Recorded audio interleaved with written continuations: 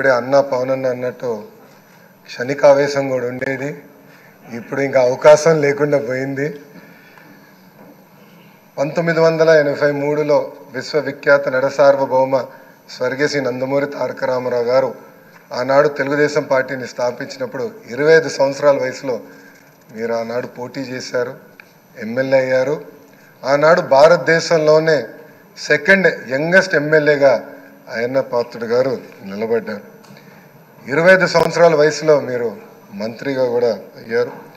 7 సార్లు శాసనసభ్యుడిగా, ఒకసారి ఎంపీగా కూడా మీరు ఉన్నారు.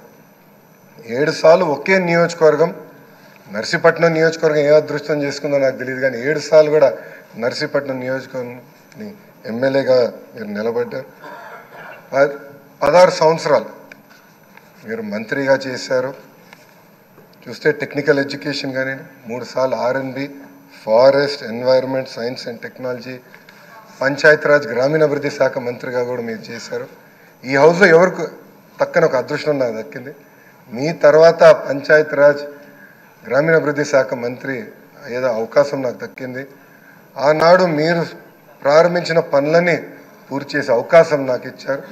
మీ నాయకత్వంలో 25,000 కిలోమీటర్లు సీసీ రోడ్ వేసాం, ప్రహరీ గోడలు కట్టాం, పంచాయతీ భవనాలు కట్టాం. గ్రామాలు కూడా ఆనాడు యుద్ధ ప్రాతిపదికంగా తాగునీటి పథకాలు కూడా కలిసి ఏర్పాటు చేశారు.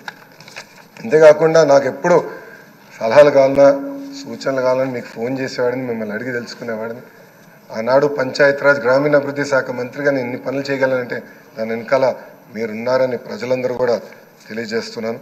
ఇంతేకాకుండా పెద్దలు గౌరవ ముఖ్యమంత్రి గారు చెప్పినట్లు ఆనాడు ఉత్తరాంధ్ర సుజల సవంతి ఇరిగేషన్ కోసం కూడా మీరు పెద్ద ఎత్తున పోరాడారు. నాకు బాగా గుర్తు, తెలుగుదేశం పార్టీ విశాఖపట్నంలో మహానాడు ఏర్పాటు చేసుకుంటే ఎట్టి పరిస్థితుల్లో అనౌన్స్ చేయాలి అని పట్టుబట్టారు. ఆనాడు కూడా గౌరవ ముఖ్యమంత్రి గారు కూడా అనౌన్స్ చేశారు. అంతేకాకుండా పార్టీలో కూడా పాలిట్ బ్యూరో సభ్యుడిగా, సీనియర్ నాయకుడిగా నాకు ఎప్పుడూ ఒక గైడెన్స్ ఇస్తూనే ఉన్నారు. ఒకే పార్టీ, ఒకే జెండా, ప్రజల ఎజెండాగా మీరు ముందరికెళ్ళిన వ్యక్తి. గత 5 సంవత్సరాలు మీరు కూడా ప్రభుత్వం చేతిలో బాధితులు. 23 కేసులు మీ పైన కూడా బంపర్ ఆఫర్ మీ పైన కూడా పెట్టారు. మీ పైన కూడా నిర్భయ కేసు పెడతాం కానివ్వండి, ఇవన్నీ చేస్తాం, చాలా బాధాకరం. ఆనాడు కావాలని ఇల్లు ఇల్లీగల్గా ఉందని కోర్టు కూల్చొద్దు అని చెప్పినా కూడా అతి ఉత్సాహంతో అధికారుల్ని, పోలీస్ సోదరులను పంపించి మీ ఇల్లు పైన కూడా దాడి చేశారు, కుటుంబం పైన దాడి చేశారు.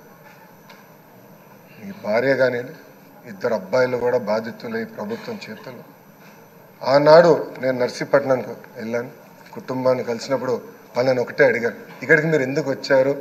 మీ అవసరం రాష్ట్రానికి ఉంది, ఏం పర్వాలేదు, అయ్యన్న పాత్రుడు గారు పోరాడతారు, ఎక్కడికి వెళ్ళరు, మీరు వెళ్ళి అందరు కార్యకర్తల్ని కాపాడండి అని తల్లి కూడా నాకు చెప్పడం జరిగింది. నేను అది ఎప్పుడూ మరవలేను.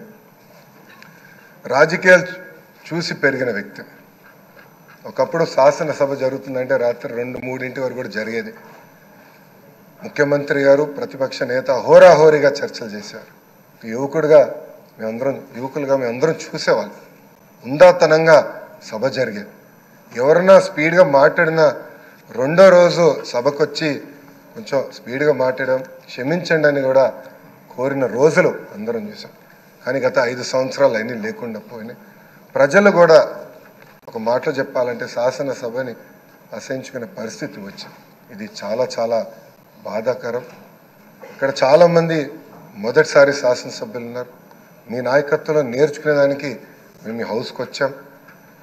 సభ సాంప్రదాయాలు ఏంటి, ఎలా ముందలు తీసుకెళ్ళనేది మీరు మమ్మల్ని అందరినీ గైడ్ చేయండి. యంగ్స్టర్స్గా గతంలో ఎట్లయితే సభ జరిగేదో, పెద్దలు ఎలా ఈ సభని నిర్వహించారో నేర్చుకోవాలన్న ఆలోచనతో మేమందరం ఇక్కడికి వచ్చాం. మీ ప్రోత్సాహం ఎప్పుడు మాకు ఉండాలని మిమ్మల్ని అందరినీ, అధ్యక్ష వారిని నేను కోరుతున్నాను. అంతేకాకుండా మాకు నాయకత్వం అందించండి, లీడర్షిప్ ఇవ్వండి. హౌస్ని మేమందరం మీరు చెప్పిన మాట మీద నిలబడతాం. గౌరవ ముఖ్యమంత్రి గారు మన మంత్రులు కలిసినప్పుడు మాకు చెప్పారు, ప్రతిపక్ష హోదా లేకపోయినా, ప్రతిపక్ష ఇక్కడ ఈరోజు హౌస్కి రాకపోయినా మనమే ప్రతిపక్షం అనుకోవాలి. ప్రజల తరపున నిలబడాలి, ప్రజల తరపున పోరాడాలి, ప్రజల సమస్యలు తెలుసుకోవాలి, ప్రజలకు కావాల్సిన చట్టాలు మనం తీసుకురావాలని చాలా స్పష్టంగా చెప్పారు.